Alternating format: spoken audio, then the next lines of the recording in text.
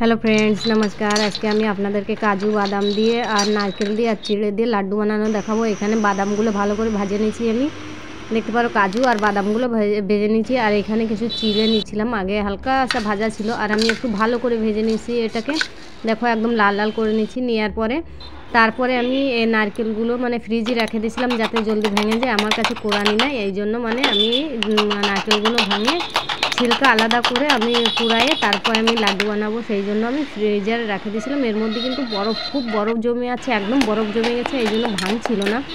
এই নারকেলগুলো আমি যদি 3-4 ঘন্টা পয়লা একটু ভেতরে রেখে দিতাম তাহলে আসানিতে ভাঙে যেত। দেখতে পারো এখানে নারকেলের মধ্যে কত বরফ জমে আছে, কিছু কিছু গলে গেছিলো আর কত বরফ জমে গেছে, এই জন্য মানে ভাঙা যাচ্ছিল না। দেখতে পারো কত বরফ, যতটুকু জল ছিল সব বরফ হয়ে গেছে। আমি মানে একে এত মারলাম, মারতে মারতে আমার হাতটাই ব্যথা হয়ে গেল, কিন্তু মেলার সময় পর তাই ভাঙলো, কেননা ওতে বরফ জমা ছিল এই জন্য ভাঙছিল না। বরফটা গলে গেলে আর এই নারকেলটা দেখো একটু খারাপ হয়ে আসছিলো, যেখানে খারাপ হয়ে গেছিলো আমি ভার করে ফেলে দিছি। আর বরফটা গলে গেলে কিন্তু ভাঙতে আসানি হয়। দেখো এটা কিন্তু বরফ গলে গেছিলো, এই জন্য নারকেলটা একটু নরম হয়ে গেছে আর আরামসে ছাড় দিয়েছি। ওই নারকেলটা খারাপ ছিল বলে আমি ফেলে দিয়েছি। দেখতে পারো এখানে আমি নারকেলগুলো ছাড়াইয়ে ধুয়ে নিচ্ছি, তারপর আমি কদ্দুকাশে আমি এগুলো কাজ করে নেব, কেননা আমার কাছে কোরানি নাই।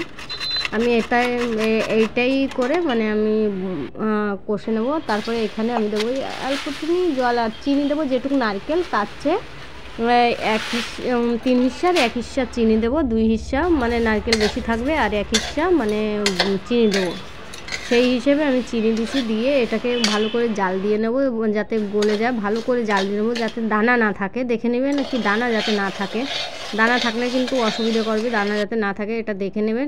তারপরে আমি নারকেল দিয়ে এটাকে নারকেলগুলো দিয়ে ভালো করে আমি এটাকেও একটু মানে ভাজে নেবো। ভাজে নেওয়ার পরে এটাও একটু নারকেলের জলটা টানে যাবে, যেটুকু ফ্রিজে রাখা যে নারকেল ছিল এই জন্য মানে ওতে হালকা সা জল আসছিলো, তাই আমি ওটাকে ভাজে নেওয়ার পরে এখানে চিড়েগুলো আর কাজু আর বাদামগুলো আমি ভালো করে পেস্ট করে নিচ্ছি। নেওয়ার পরে দেখো এটা তৈয়ার হয়ে গেছে।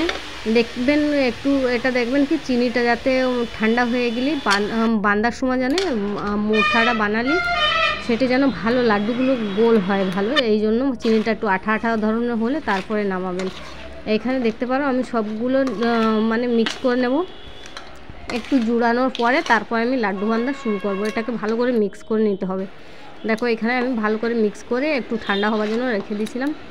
এগুলো খেতে এত সুন্দর লাগে, আর ছেলেমেয়ে যারা কাজু খেতে চায় না, আমাদের বাড়িতে কিন্তু দুটো ছেলে আছে, আমার দুটো ছেলে আছে, সে কিন্তু কাজু বাদাম কিছু খেতে চায় না, এই জন্য আমি ঠান্ডার জন্য এরকম করে আমি একটু বানায় রাখে দিই বাদাম আর কাজু দিয়ে, যাতে এরা খেয়ে নেয়। বাদাম আর কাজু দিলে কিন্তু খায় না। দেখতে পারো এখানে এরমেরে লাড্ডুগুলো বানায় নেব, আপনারা ট্রাই করতে পারেন, খুব সুন্দর লাগে খাবার জন্য, খাতেও খুব সুন্দর লাগে, বানাতে মেলা অসুবিধা হয় না, মেলা কষ্টও হয় না। এরকম করে আমরা ধীরে ধীরে হাত দিয়ে আমরা গোল করে নেবো। গোল করার পরে দেখো কত সুন্দর হয়েছে, লাড্ডুগুলো খুব টেস্টি বনে। কিন্তু আমার ছোটো ছেলে তো ভালোই খায়, কেননা মিষ্টি আমার ছোটো ছেলে খুব পছন্দ করে মিষ্টি, এই জন্য আমার ছোটো ছেলেটা খুব ভালোই খায়। আর ভিডিওটা কেমন হলো প্লিজ বলবেন, কমেন্ট করবেন, লাইক করবেন, প্লিজ শেয়ার করবেন, আর আমার চ্যানেলটাকে ফলো সাবস্ক্রাইব দুটোটা করে দেবেন। Thank you.